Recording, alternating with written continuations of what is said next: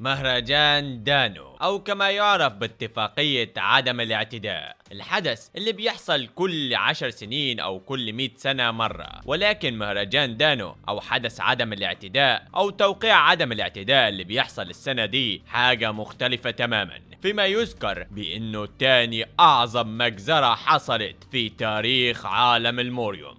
ده اللي اتقال على المجزرة اللي حصلت في اليوم داك. يا ترى ايه اللي هيحصل النهارده؟ ده اللي هنعرفه في القسم الرابع من الموسم الخامس من حكاية يوان شيطان السماء الحقيقي. فلو انتم ما شفتوش الاقسام اللي فاتت وعايزين تفهموا ايه اللي بيجري في الاحداث، فروحوا تابعوها من الوصف او من قائمة التشغيل اللي هتظهر دلوقتي حالا، ولسه ان شاء الله مكملين معاكم. فاستنونا يا شباب بكرة بحكاية انج وبعدها حكاية دانفن البطل المظلوم.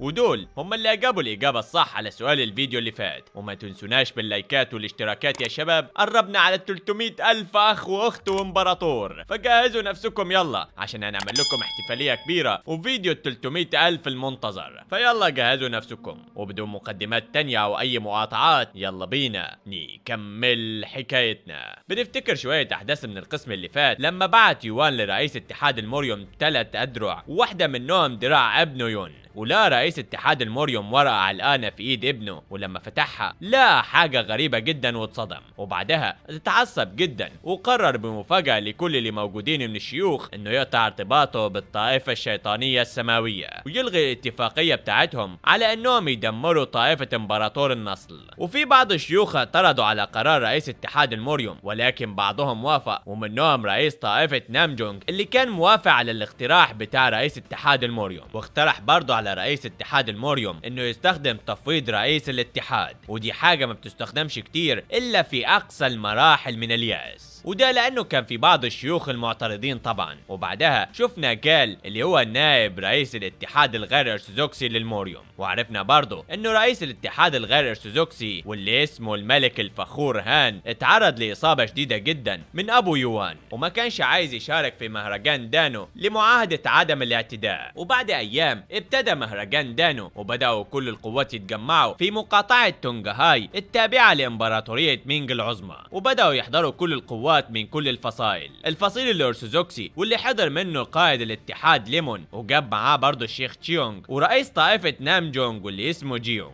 ومن الفصيل الغير ارثوذكسي ما حضرش طبعا الملك الفخور هان بسبب اصاباته الشديده، وبعد جال مكانه عشان يحضر معاهده عدم الاعتداء. وقبل الاخر حضرت الطائفه اللي كانت متسببه في كل المشاكل دي، واللي هي طائفه امبراطور النصل الستة باقوى ناس عندهم. ولما دخلوا قال رئيس الاتحاد ان هم اقوياء جدا وممكن يضطروا كل التحالف الغير ارثوذكسي والارثوذكسي انهم يفقدوا حياتهم في معركه حياه او موت النهارده. وبنكمل بقيه الاحداث وبنشوف ليمون بيقول الثلاثه دول بالعالم العميق، بالاضافه لانه كل واحد منهم ماهر بما فيه الكفايه عشان يتقارن بيا. فبيتفاجئ الشيخ تشيونغ من كلام رئيس الاتحاد ليمون، وبيقول بنفسه ايه ده، انا ما قدرتش اني احدد ايه مستواهم القتالي، عشان كده افتكرت انهم هيكونوا افضل مني بشويه، لكنهم كلهم في العالم العميق. فبيكمل ليمون بنفسه وهو متفاجئ قوي، هو بيقول وخاصة الراجل اللي عنده عصبة على عينيه ده هو وصل بالتأكيد لقمة العالم العميق زي انا، هو كويس بما فيه كفاية عشان ممكن نعتبره احد اعظم 5 فنانين قتاليين في التاريخ. فبيتفاجئ برضه الشيخ جيونغ قائد طائفة نامجونج،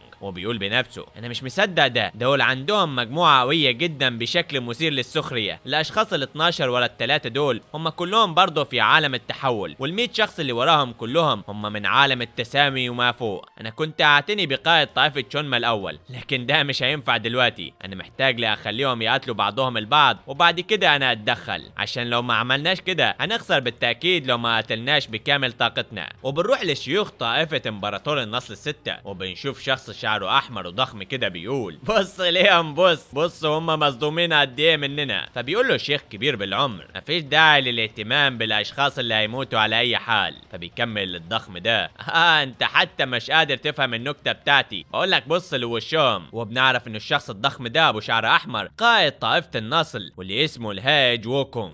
واللي بيكمل وبيقول للعجوز اللي جنبيه انا عارف انك مش قادر تفهم النكت بتاعتي لانك كبير بالسن مش كده. فبيقول الراجل الكبير بنفسه واللي بنعرف انه اسمه نوا، وبنعرف برضه انه هو قائد طائفة شفرة اللهب، الوغد المتغطرس الصغير ده بيعمل اي حاجة هو عايزها. فبيجي شخص برضه وبيقول تم اعداد كل شيء يا سيدي، لو بعت اشارة بس فمش هيتمكن اي حد من هنا انه يطلع عايش. فبيسأل الشيخ نوا الشخص اللي حاطط العصابة على عينيه انت مش بتثق بمجموعة شفرات السبع النجوم النهائية؟ احنا بس بنحتاج للتخلص من قائد طائفة شونما. انا ما اعتقدش ان احنا بحاجة بجد لاستخدام ضربة الرعد الغاضب. وهنا بناخد تعريفة بسيطة لضربة الرعد الغاضب، هي قنبلة اقوى ب5 مرات من ضربة الرعد العادية اللي صنعها المتخصص في المتفجرات نيوا قبل 100 سنة. فبيقول للشخص اللي حاطط عصابة على عينيه من الحكمة الاستعداد لأسوأ السيناريوهات الممكنة، احنا هنكون اقرب خطوة واحدة لخططنا العظيمة اذا تخلصنا من الاشخاص دول. وهنا بنعرف انه ده قائد الطائفة الاعلى لطائفة امبراطور النسل الستة، قائد طائفة شفرة تشي واللي اسمه ليوك. فبيقول له الشيخ نوا انا فهمت كلامك، وبيقول بنفسه هل ده بسبب غضبه انه فقد اخوه؟ هو بقى اكتر برود من قبل، انا بساعده من لما امرت باني اساعده، ولكن حتى لو ما ساعدتوش فاي شخص عايز يقتله مش هيخرج حي نهائيا من المعركة بتاعته. وهنا بيدق الطبول مرة تانية بدوشة كبيرة جدا، وبيقول الشخص اللي بيدق الطبلة وصل اخيرا الفصيل الاخير، هنا وصل قائد طائفة شونما الشيطانية. فبيجهزوا نفسهم الثلاثة وبيتفاجئوا انه هو وصل. وهنا بيقول ليوك القائد الاعلى لطائفة امبراطور النسل بمجرد ما هيوصل قائد طائفة شونما للمركز هنا احنا هنبدأ الخطة. فبيقول الشخص اللي وراه واللي حضر المتفجرات ماشي يا سيدي انا فهمت اوامرك. وهنا بيقول ليوك لنفسه للجحيم مع طقوس المعاهدة دي، انا هاضي عليكم كلكم. بما انه اهم الشخصيات القوات الثلاثة موجودة هنا فاحنا مش هنترك ورانا حتى عظمة منكم. ولكن وبمفاجأة لكل اللي موجودين لما بيدخلوا اعضاء طائفة شونما الشيطانية بيدخلوا هم شايلين صناديق كبيرة جدا او بمعنى اخر زي التوابيت، وبيكون متقدمهم كو. فبيستغرب قالوا بيقول هم جايبين ايه بالظبط هنا؟ انا مش فاهم اي حاجة، ازاي ممكن الشخص ده يكون كبير قوي كده؟ باين انها زي التوابيت. وهنا بيحطوا اعضاء الطائفة الشيطانية التوابيت دي على الارض، وبيضحك كو وبيبص للقادة الثلاثة من الفصائل الثلاثة فبيتعصبوا منه. وفي اللحظة دي بيفتح كو التوابيت وبيبدأ ينزل منها كرات عجيبة غريبة، وبنعرف انه دي هي القنابل اللي زرعوها طائفة امبراطور النسل. فبيستغربوا اكتر واكتر شيوخ الاتحاد الارثوذكسي وبيقولوا هو ايه ده؟ كرات حديدية، هم شغلهم ايه بالظبط دول هنا؟ فبيتفاجئوا شيوخ طائفة امبراطور النسل وبيقولوا احنا مش مصدقين ده، ازاي هم عملوا كده؟ وبيلف كو بعدها وبينحني وبيقول انا بعتذر عن التأخير، كان في كتير من القنابل اللي لا يمكن التراجع عنها هنا يا سيدي شونما. وبيبص لمكان تاني اخر، مكان فيه اعضاء من الحرس الامبراطوري موجودين فوق. فبيتفاجئ ليوك قائد طائفة امبراطور النسل وبرضه معاهم قال اللي بيقول هو ايه اللي بيحصل فهموني. وهنا بيقول قائد اتحاد الموريوم هل الراجل ذو المظهر العادي ده هو قائد طائفة شونما؟ هل هم بيهزروا معانا ولا ايه بالظبط؟ فبيقول الشخص العجوز اللي بيتكلم معاه كو هل ده صحيح؟ فبيقول واحد من المخصيين ايوه يا سيدي كل القنابل دي كانت تحتنا. فبيقول القائد جو واللي بيكون متفاجئ قوي دي اكبر بكتير من قنابل الرعد اللي عندنا احنا، ليه ممكن تتواجد كل المتفجرات دي هنا؟ وبيبداوا الناس يستغربوا كلهم وبيقولوا هم ايه اللي بيتكلموا عنه ده؟ كل دي قنابل في كل الصناديق دي، وحتى في الصناديق التانية اللي هم جايبينها لازم يكون ده على الاقل 500 قنبلة. فبيقول يوان بنفسه انا افتكرت ان الحكومة بس هي اللي بتتعامل مع المتفجرات، ازاي بامكانهم انهم يمتلكوا كل دول؟ وبيقول يوان للكل احنا لازم نقول للامبراطور ونخبره على الفور ايه اللي بيحصل. وبيمد ايده يوان وهو متنكر وبيجيب كرتين من القنابل المتفجرة العادية دي الكبيرة وبيسحبها عنده بالتحريك الذهني. فبيتفاجأ ليو قائد طائفة امبراطور النسل وبيقول بنفسه التحريك الذهني، ايوه انا فهمت، الراجل ده هو قائد طائفة شونما الحقيقي، عنده قدر لا يصدق من الشي. لكن في شيء غريب، الوقت اتجاوز الظهر ومع ذلك فالامير مش في اي مكان قادر اني اشوفه فيه. هل هم ما قصدوش ابدا انهم يوقعوا معاهدة عدم الاعتداء؟ اللعنة عليك يا تشون يوان انت وخططك الخبيثة دي. وبيقول قائد طائفة نام جونج بنفسه بنفسه هل الراجل ده هو بجد زعيم طائفة شونما؟ انا مش قادر احس منه باي شيء. هنا يوان بيقول للمسؤول جاك انا بالفعل عارف انكم ادركتم مين اللي عمل كده، امل انكم تنقلوا الموضوع ده لجلالة الامبراطور. فبيقول له المسؤول جاك كان هيكون الموضوع سيء لو ما كنتش انت موجود هنا، احنا هنتاكد بالطبع من وصول الموضوع ده لجلالة الامبراطور وهنخبره بكل الاخبار، هنتركك هنا تعتني بباقي المواضيع وهننطلق احنا دلوقتي حالا. وبالفعل بيفجروا الاثنين الطاقة بتاعتهم وبيجروا باقصى سرعة عندهم عشان يوصلوا لجلالة الامبراطور ويخبروه عن المتفجرات اللي حطوها طائفة امبراطور النصل وقد ايه هم خطيرين، ومن الصعب برضه انهم يوقعوا معاهم معاهدة عدم الاعتداء. ولما بيبتدوا جري بيقول ليوك قائد طائفة شفرة الهاج ووكونج اتصرف معاهم.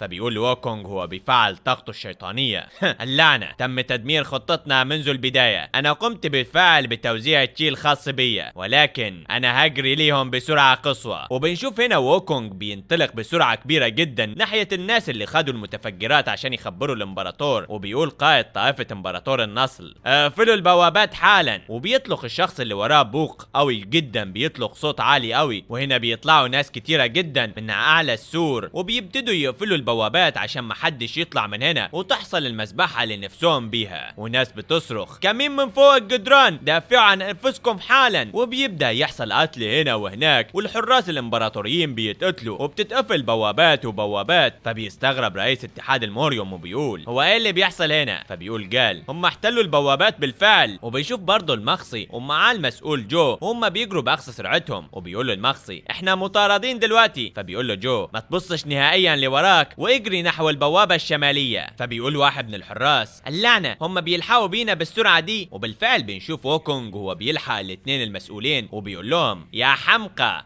ما فيش اي فايدة من الجري دلوقتي عشان انا وصلت لكم بالفعل. وبينط نطة عالية قوي وبيهجم بسيفه وهو مشبع بهالة التشي الحمراء القاتمة المنذرة بالشوم. فبيقول جو بنفسه هو خايف قوي هو لحق بينا بالفعل دلوقتي. وهنا بيضرب ووكونج ضربة قوية والضربة بتعمل انفجار تام، ولكن الضربة بتتصد من قبل سيف تاني والسيف ده بيكون سيف موركيوم الوصي العظيم واللي بيصد ضربة ووكونج بكل سهولة وبيحرفها وبيخليه يتراجع لورا. فبيتفاجأ ووكونج قوي وبيقول ملك الظلام موركيوم وبيضرب ضربة تانية برضه لموركيوم بالسيف بتاعه القوي، ولكن موركيوم مين قده يابا بيحرف الهجوم مرة تانية وبيضرب ضربات سريعة جدا على ووكونج، لكن ووكونج بيتفاداها بصعوبة تامة وبينط بالهواء وبيضرب موركيوم بسيفه القوي المرة التالتة، ولكن موركيوم برضه بيصد الضربة وبيقول بنفسه هو بيرجع سيفه هو في الوضعية دي هو قوي زي ما سمعت عنه ووكونج الاحمر. وبيتراجع ووكونج لورا وبيقول زي ما هو متوقع من حارس طائفة شونما الوصي العظيم موركيوم. وبيقول ووكونج بنفسه الموضوع ده هيستمر لبعض الوقت قبل ما اتمكن من الفوز عليه، اللعنة انا مش قادر الحق بالاشخاص اللي جريوا دول. فبيقول ليوك قائد طائفة امبراطور النصل البوابة الشمالية مفتوحة هينتهي بينا الموضوع بفقدانهم كده. وبيسحب سيوف بتحريكه الذهني من الجنود اللي وراه وبيقول وكأني هترككم تمشوا بالسهولة دي. وبيبعت السيوف دي كلها عند المسؤولين عشان يمنعهم من الوصول او انهم يطلعوا حتى.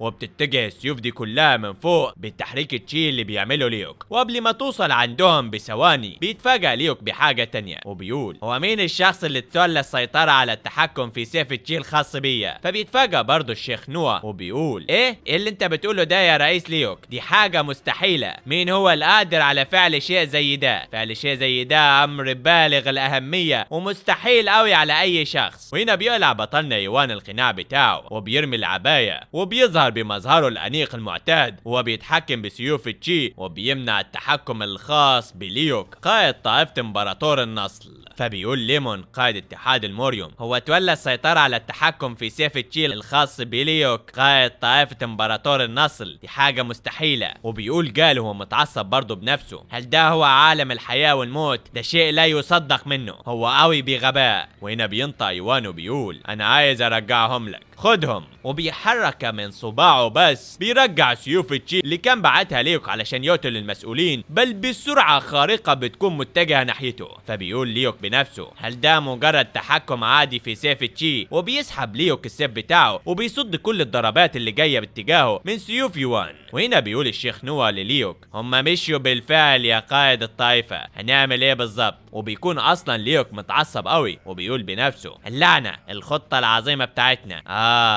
انا فهمت دلوقتي، انت مش هتقع بالسهولة دي مش كده يا قائد طائفة تشونما تشون يوان. فبيقول برضه الشيخ تشيونغ من الفصيل الارثوذكسي هو ايه اللي بيحصل ده؟ معدش وقت طويل من لما شفته، لكن هالته اتغيرت تماما رغم بقاء مظهره زي ما هو بالظبط. من المدهش بالفعل انك تقدر تتحسن في الفترة القصيرة دي بالشكل ده، لكن الجو من حواليه برضه اتغير. انا قادر اشعر دلوقتي ان هو سيد رئيس جماعة، حاجة خطيرة اوي. وبيكون جال لسه متعصب وبيفتكر حاجة، وبيفتكر بفلاش باك لما شخص بيقول له الاشخاص اللي حددوا موقع مخلب النمر التنين كان الراجل ده بيدعى بيانج قائد الفرع الشرقي لمقاطعة هنن، وشاب ذو وجه شاحب للغاية. اعتقدت اننا هم قوم من جبال ال10,000 العظيم، ولكن بالنظر لمدى احترام يانج لي فلا بد انه الشخص ده كان ذو مرتبة عالية داخل الطائفة الشيطانية. وبنرجع للحاضر وبيكمل يانج بنفسه انا متأكد دلوقتي لاني شفت وشه، عشان كده كان قائد طائفة تشونما هو اللي قطع رؤوس ابناء اخي شياطين النهر الاصفر الثلاثة واسقط مخلب النمر الابيض. انا عايز اقطعه دلوقتي لاشلاء، لكن لازم اني اشتغل مع الكل هنا لو كنت عايز احصل على فرصة للفوز ضده.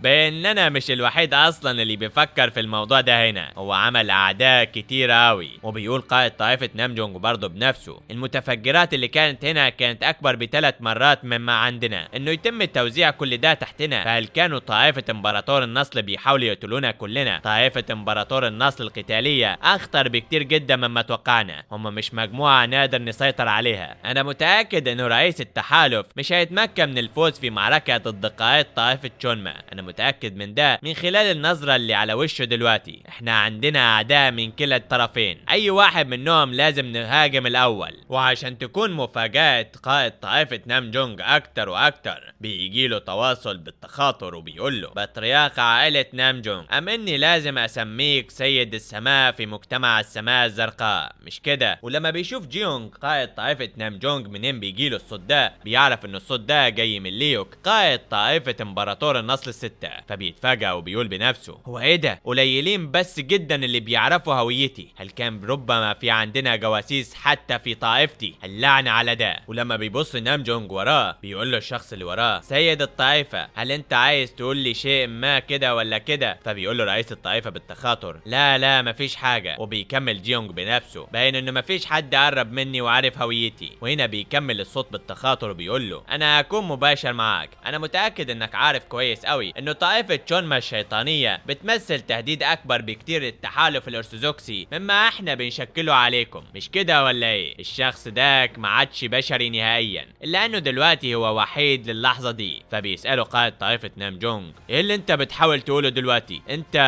فبيقول له ليوك بالتخاطر عشان نقتل الشخص المقاتل الخبير في عالم الموت والحياة احنا هنقدر عليه. انا متأكد انه مش هيكون قادر على صد العشرات من الفنانين القتاليين في عالم التحول والعالم العميق. انا عارف انه برضو انت عندك بطاقة مخفية مش كده ولا ايه؟ اعتقد ان احنا هنخسر حوالي 80% من قوتنا، ولكن دي تجارة كويسة قوي ودي صفقة رابحة بالنسبة لينا ان احنا نتخلص من المسخ الشيطاني ده. فبيقول قائد طائفة نامجونج بنفسه هل بيعرف برضو عن البنية القتالية العليا؟ هو بالتأكيد عمل جواسيس في مجموعتنا احنا، بين انه ما يعرفش شيء عن قائد المجموعة بالرغم من كل الكلام ده. فبيكمل ليو كلامه بالتخاطر وهو بيقول له ما تقلقش احنا هنقود الهجوم ده، هل هتقاتل بجانبنا احنا ولا بجانبه هو؟ فبيبدأ الشيخ جيونج يفكر بنفسه وبيقول اعتقد انه قائد طائفة تشونما هو بجد بالقوة دي، حتى انه طائفة امبراطور النصل الستة بتقترح علينا تحالف، احنا ما عندناش خيار، هم بجد عندهم حق، دي الفرصة الوحيدة المتاحة لينا ان احنا نقتله. فبيكمل ليو كلامه بالتخاطر مع جيونج وبيقول له انا اتكلمت بالفعل مع نائب رئيس الاتحاد الغير ارثوذكسي جال وهو وافق على الموضوع. فبيقول الشيخ جيونج بنفسه حتى التحالف تحالف الغير ارثوذكسي منخرطين في الهجوم ده، من المؤكد انه ليوك ده اتصرف بسرعة قوي. وهنا بيجاوبوا جيونج بالتخاطر، طيب ولكن ده هيكون بينما بنقاتل قائد طائفة شونما، غير كده ما عندناش اي اتفاقية مع بعض. فبيرد ليوك عليه، احنا دلوقتي برضو ما عندناش وقت، عشان كده انت لازم تقنع رئيس تحالف الموريوم الارثوذكسي عشان ينضم لينا. فبيقول الشيخ جيونج بنفسه، هيوافق رئيس التحالف على قراري فورا، هو مجنون بما فيه الكفاية عشان يكسر التحالف،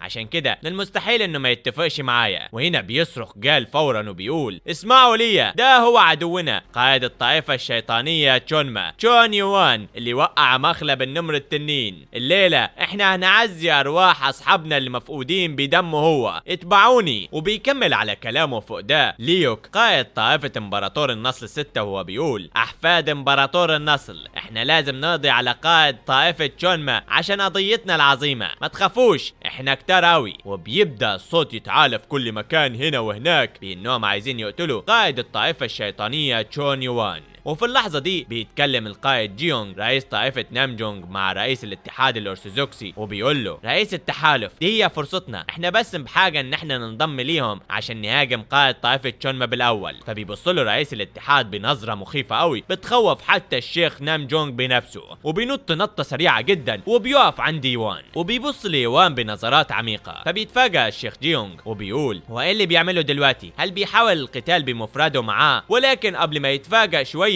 بيتفاجأ اكتر لما الشيخ تشيونج برضه بينط عند رئيس الاتحاد الارثوذكسي وبيوقف جنبيه، وبينطوا بقية الشيوخ واحد ورا التاني واحد ورا التاني وبيقفوا قدام يوان. فبيقول ليوك قائد طائفة امبراطور النصل بنفسه، هو ايه اللي بيحاول يعمله هناك؟ وبيتقدموا كلهم لبعض، وبعد ما بيتقدموا بيبص يوان لليمون قائد اتحاد الموريوم الارثوذكسي وبيشاوروا لبعض كده في روسهم. فبيتفاجأ الشيخ جيونج وبيقول بنفسه، ايه ده ايه ده ايه ده ايه ده؟ هل دلوقتي هم نزلوا لروسهم ببعض؟ وبينطق جيونج وبيقول، رئيس اتحاد الموريوم الارثوذكسي، هو انت ايه اللي بتعمله دلوقتي؟ هل بتنحاز لطائفة شونما الشيطانية؟ لكن رد ليمون رئيس اتحاد الموريوم الارثوذكسي بيكون عنيف قوي وبيصرخ وبيقول، بطرياق عائلة نامجونج، انا لازم اسألك نفس الشيء، انت ليه بتحاول انك توقف جنب اعدانا؟ فبيتصدم يا عيني قائد طائفة نامجونج صدمة حياته وبيقول بنفسه، هو ايه اللي بيحصل ده بالظبط؟ فيا ترى ايه اللي هيحصل؟ هل يا ترى يا شباب هتحصل مجزرة كبيرة جدا؟ هل هيقدروا الفصيلين الاثنين دول على انهم يهزموا الفصيلين التانيين؟ وهل يوان هيسكت على اللي بيعملوه طائفة امبراطور النصل 6؟ وايه اللي هيعملوا الامبراطور اصلا معاهم؟ وايه هي المجزرة اللي اتذكرت في عالم الموريوم على انها تاني اكبر مجزرة في تاريخه؟ ده اللي هنعرفه في الاقسام اللي جاية من حكاية يوان. طبعا دلوقتي مفيش عندنا فصول نعملها، احنا خلصنا لحد اخر فصل نزل، فان شاء الله يا شباب كمان شهرين نعمل لكم برضو لعيونكم يا شباب اسبوع ذهبي تاني. ولكن الاسبوع الذهبي لسه مستمر، عندنا لسه حكاية انج وعندنا حكاية دنفن، فيلا جهزوا الهمة شوية. وبس خلونا نقول لكم على سؤال النهاردة واللي هيكون كالاتي، ايه هي اسم القنابل اللي لقوها تحت الارضية في الساحة؟ اللي هيجاوب صح للسؤال ده هيطلع تعليقه معانا في بداية الفيديو اللي جاي. وبس كده يا شباب، اشوفكم ساعتها بخير ان شاء الله. ما تنسوش توصلوا الفيديو ده ل 8000 لايك، وبرضه ما تنسوش الاشتراك، وايضا ما تنسوش الصلاة على النبي الكريم وتذكروا الله. شكرا، سلام.